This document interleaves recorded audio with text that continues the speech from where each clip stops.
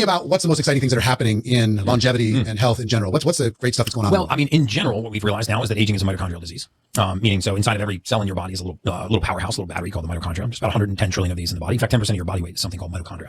So human beings are not powered by the food we eat or the air we breathe or the nutrients and the supplements that we take. We're powered by one energy source called ATP, adenosine triphosphate. And it's made in this little factory, in this little organelle called the mitochondria. So we know now that as the mitochondria becomes progressively less efficient, we age at a faster rate.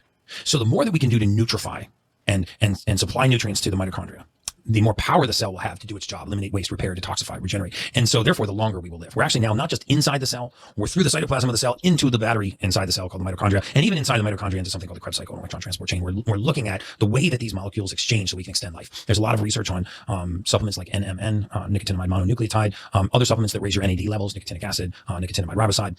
This is why people do NAD IVs. So things that actually raise our level of NAD that actually improve mitochondrial function. Resveratrol, things that actually lengthen telomeres.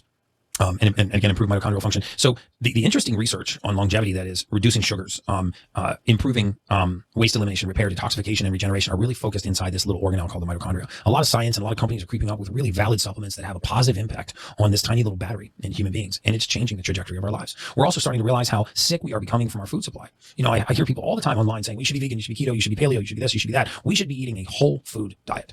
Right? I mean, I have vegan patients that are some of the sickest human beings that I have ever cared for in my life. I have meat-eating patients that are some of the sickest human beings that I've ever cared for in my life. And you can make an argument for either, but the best argument is clean, whole foods and without processed foods like preservatives, pesticides, herbicides, insecticides.